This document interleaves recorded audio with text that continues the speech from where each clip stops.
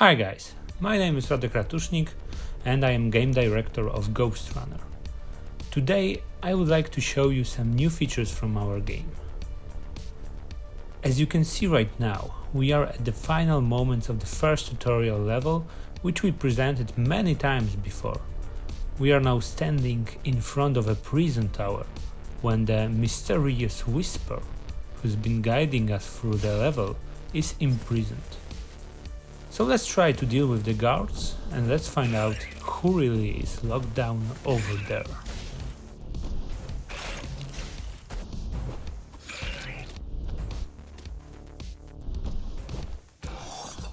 Prisoner threat level extremely high.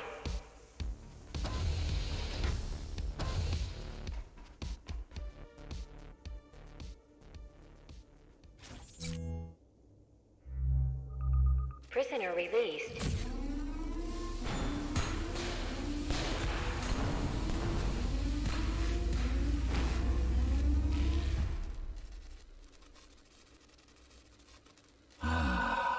Free at last. Pleasure to meet you. Face to face, that is. Now, let's take a look inside. This may feel a little strange.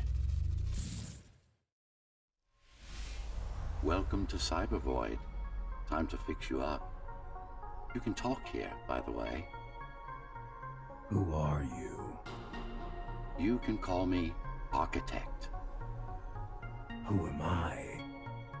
You're a Ghostrunner. Number 74, to be precise. That will have to do for now. Your physical body is vulnerable. Time runs slower here, but we should still hurry. Just keep moving. I will take care of your recalibration. It turns out the Ghostrunner isn't a silent protagonist after all. We've decided to follow the silent warrior archetype.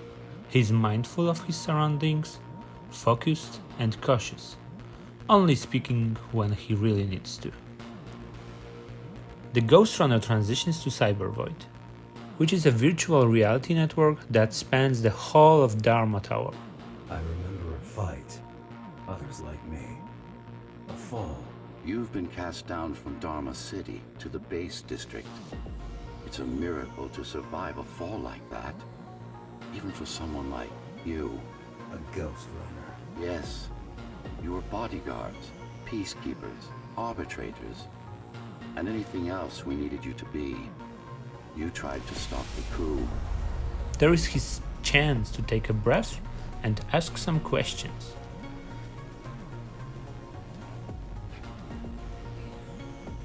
There was a woman. The name is Mara, or the Keymaster, as she calls herself now. 20 years ago, she stood against me. It was you I was trying to save. You failed. I died. My body did anyway. Thanks to the precautions I had taken, I'm still here. Although this form has its limitations. Are you an AI? You could say that. You could also say Dharma Tower is a skyscraper. Technically correct. During this level, the Ghostrunner finds out as much as he can about his past and undergoes a series of recalibrations. What is the tower then? Humanity's home. A megastructure that once housed a million. It had been under my care since its creation, almost a century ago. I served the people, kept them safe, maintained the shelter I provided. But Mara had her own plan. She became the sole ruler of Dharma Tower, ruining what I've built, bringing us back to the verge of extinction. Moving through Cybervoid represents the process of hacking, gaining access, or otherwise interacting with advanced computer systems. In this particular case, we witness the Ghostrunner undergoing calibration of his protocols. This will set him up for further improvements in the future.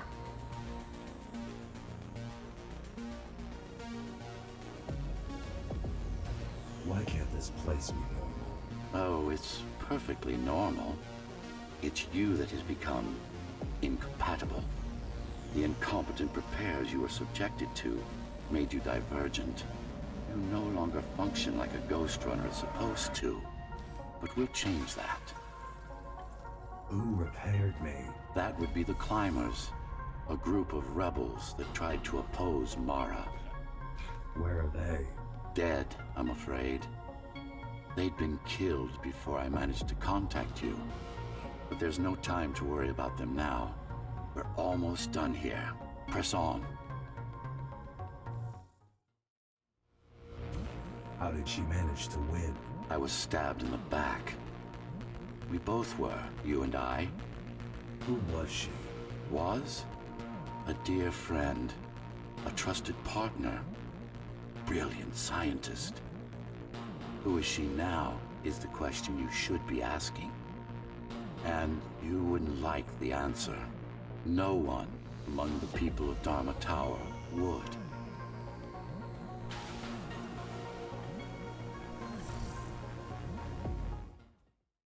What do you want me to do? Kill Mara, of course.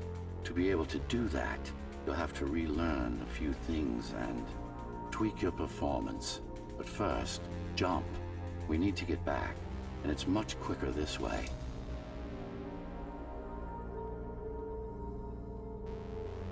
We leave Cybervoid for now.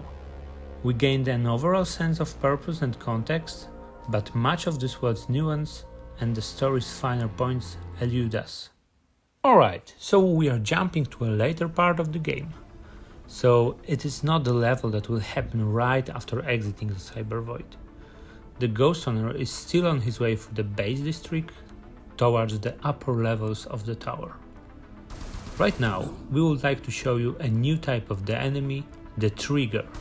These enemies are equipped with auto rifles and are way more dangerous than the enemies we encountered before.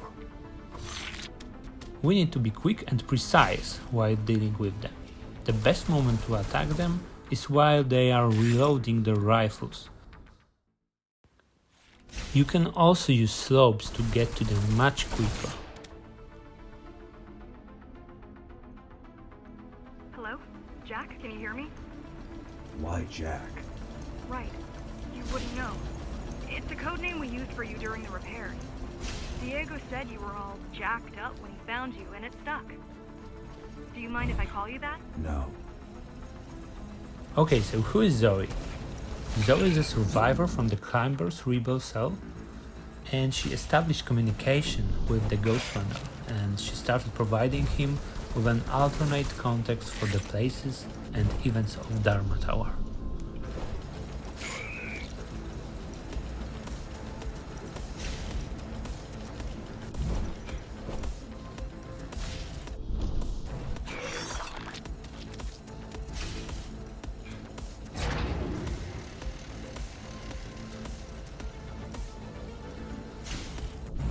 All set. I've put together some gear. Once I plug in my Atma, I'll be able to monitor the key's communications and keep you updated. Atma? Atma chip, the standard neural implant.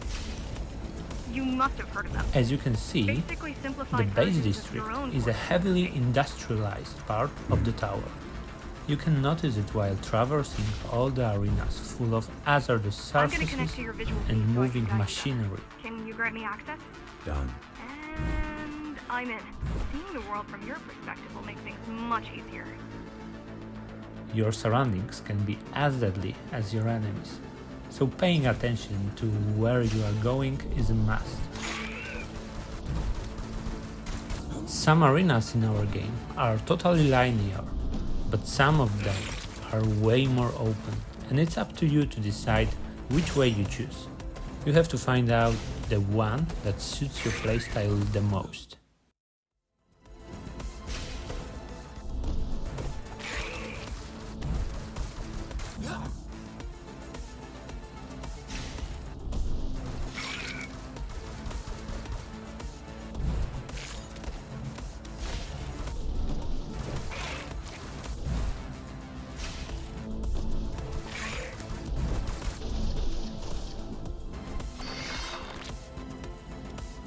Alright, so we are done with this section right now. Now we are jumping even farther on our timeline. The enemies are getting more and more fierce and technologically advanced, as the Keymaster's elite troops gather to protect the elevators, and we can see that they start to look less like bandits and more like soldiers or a militia. The next enemy that I would like to introduce to you is called the Enforcer. As you can see, they are equipped with a shield, so you can't approach them frontally. You need to use your movement abilities, such as a sensory boost, to get behind them.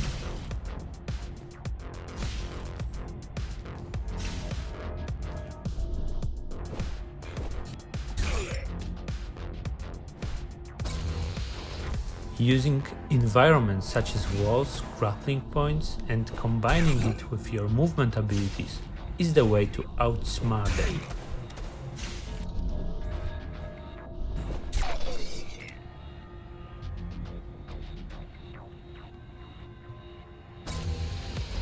So here is another example of protection for the enemies in our game. This guy is protected by that blue energy. So let's find out if we can break it.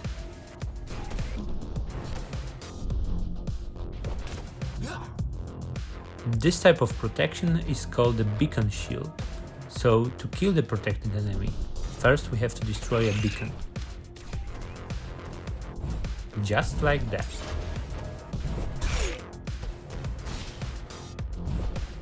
Number of beacons and number of the protected enemies may vary. It's up to the player to spot them and to prepare the right plan for execution. Okay, so we are back to Cybervoid in order to learn a new skill. The Ghostrunner was able to download data on one of the techniques used by his kind, called the Tempest. Focus energy in your right hand, and then let it all out. What? Don't try to think. Do it. It's now time to test it out in the safety of the Cybervoid before using it in actual combat. So basically it works like a very strong wave of the energy accumulated in your hand, which can push away and kill the enemies. It's just a visualization anyway. How does it work in the real world? Rapid micro-vibrations of your inner hydraulics. Sudden change in local pressure will result in a concentrated blast. Let's hope that piece of junk the climbers use to replace your arm can handle it. The Japanese theme corresponds to the fact that the whole tower and the Cybervoid, along with the Ghostrunners, were created by a single man, the architect. The primary application was crowd control, non-lethal force. Of course, there's no need to restrain ourselves now. He was fascinated by Japanese culture, modeling his elite bodyguards after historical warriors, as well as including visual references to Japanese aesthetics throughout many of his designs.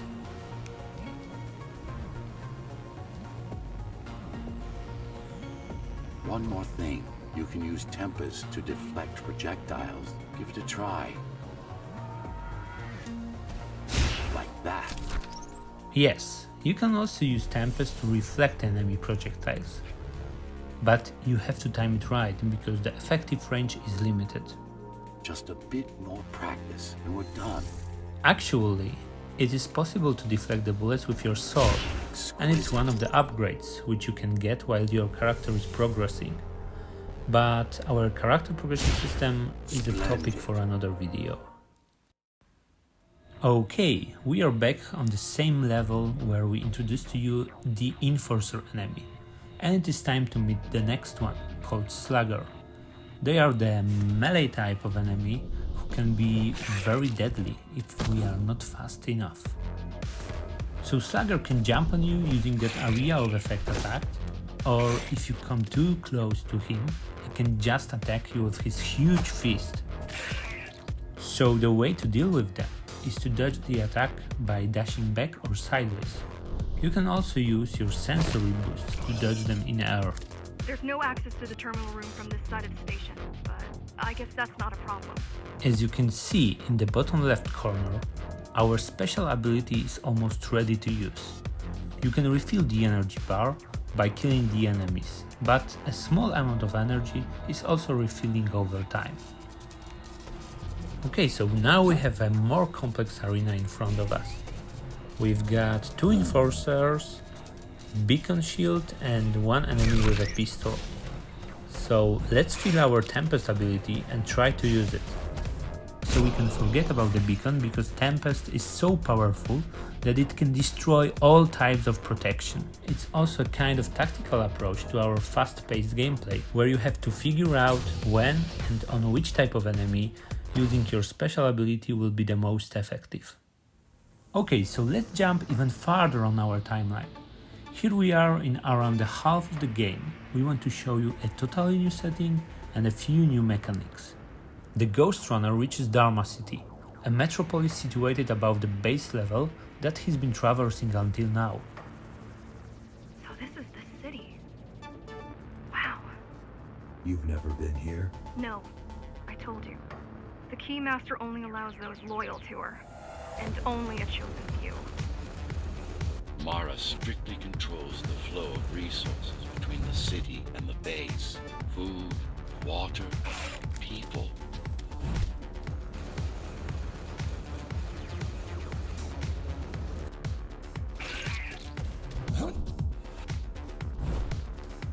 The residential and commercial part of Dharma turns out to be even more crowded with the Keymaster soldiers than the base, but there is no turning back.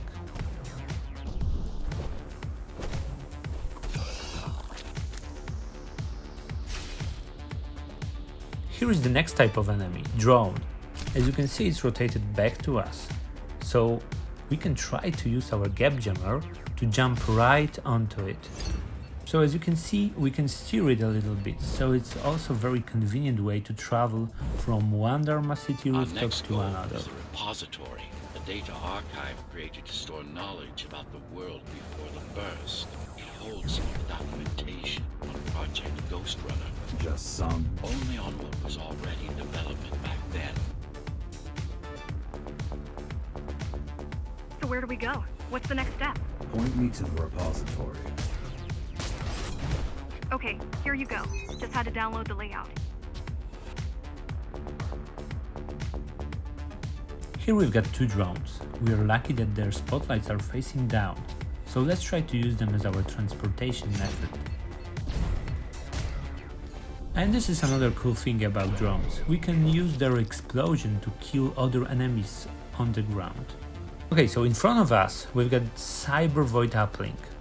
Uplinks are places where the Ghostrunner can access and disable his safety limiter, effectively overclocking his own body and allowing himself to achieve extraordinary feats for a short period of time. This particular uplink allows him to jump super high, which is very convenient in Dharma City's rooftop setting.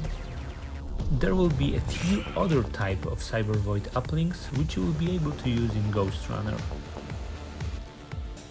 Let's take a look at this arena. We have several ways to go, but as you can see, these enemies are protected with the beacon shields.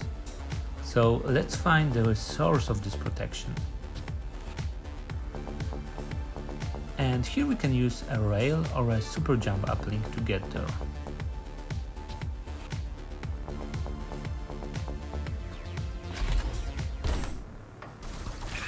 Okay, so we have to remember that there is also the trigger enemy without a rifle, so let's try again.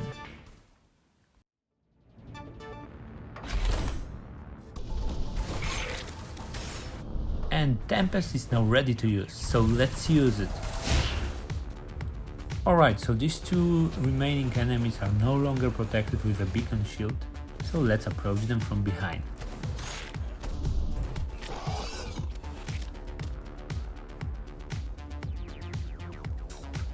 And that's it for this presentation. Thank you for watching, and Ghostrunner will come to PC and consoles later this year, so please stay tuned.